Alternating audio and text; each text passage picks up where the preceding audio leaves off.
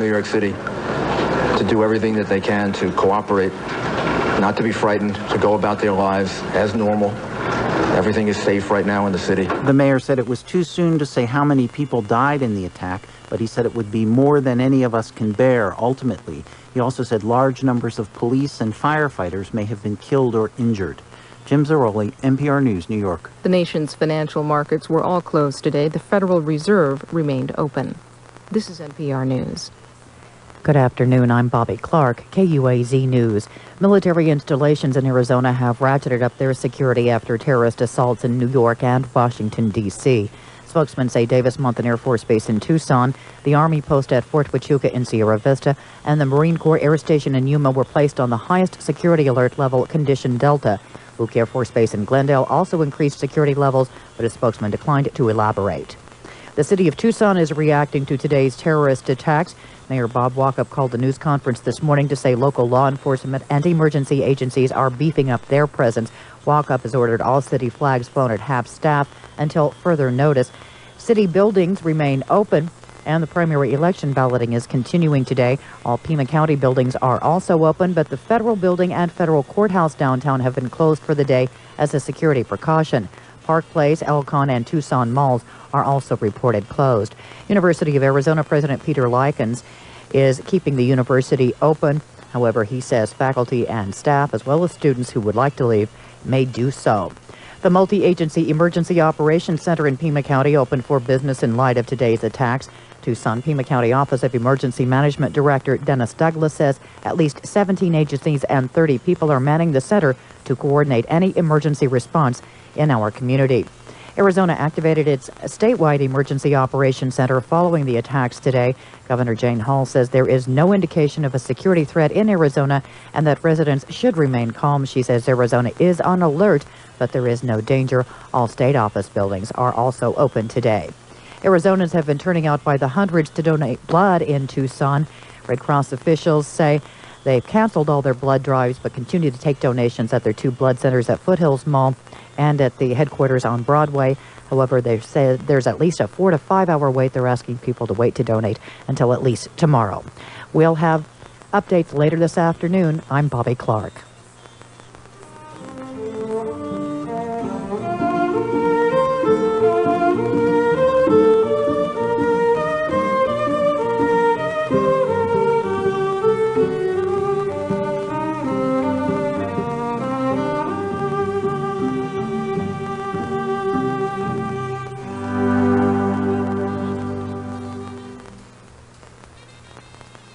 This is special coverage from NPR News of today's terrorist attacks.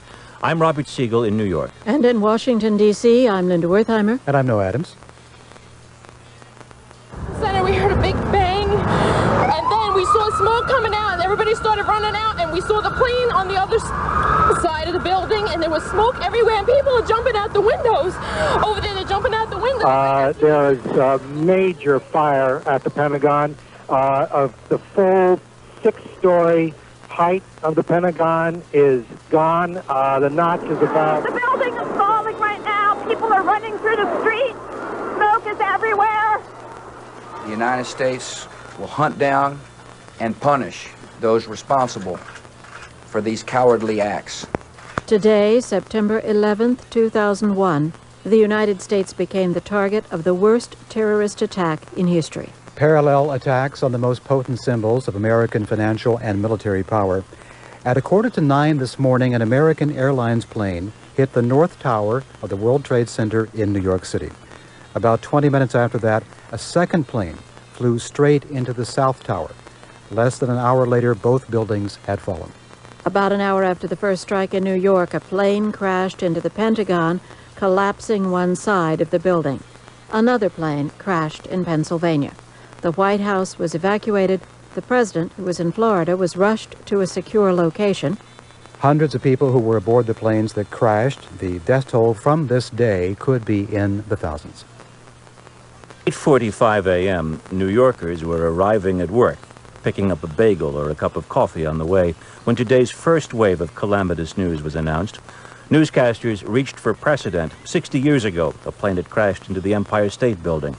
People watched on television, and they also watched through the windows of apartments and office buildings that face downtown, and then they saw the event repeated at the second tower. It will no doubt be days before all the black boxes are retrieved and all the dead and injured are accounted for.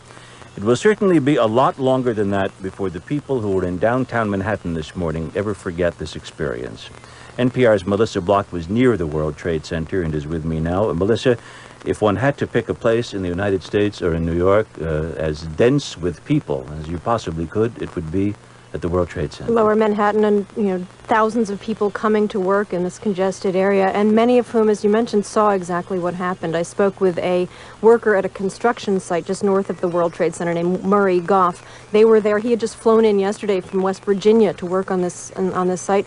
He was standing there at his work site, and he hears one jet flying low overhead. And we heard it go over, and we looked up, and then we heard the crash. Run out here and look and seen the plane where it went into the side. We're standing here, can't believe it, still looking at it. Whenever the second plane crashed through the smoke into the other one, well, as soon as I seen that plane hit, I said, it's a terrorist attack. They better call red alert, all the federal buildings. I mean, that's the only thing it could be, because it came in right above us and just banked and went into the building. Came in right over your head? Yeah, right over here, just right over like that, and just banged. You can see it was an American airline. I didn't see the American airline, but some of the workers looked up and seen the plane and noticed it was an American Airlines. And red alert or whatever, police instantly were called in, fire workers, firefighters were called in, everyone was there. Thousands, and the tragedy here is that firefighters and emergency personnel did what they're supposed to do. They responded to the scene, they rushed into those buildings after the planes crashed, and then there are expected to be many, many casualties of those workers who were there when the buildings collapsed on them. I spoke with a lieutenant from the Port Authority Police named Thomas Innes, who was covered with debris. He was basically muddy ash head to toe.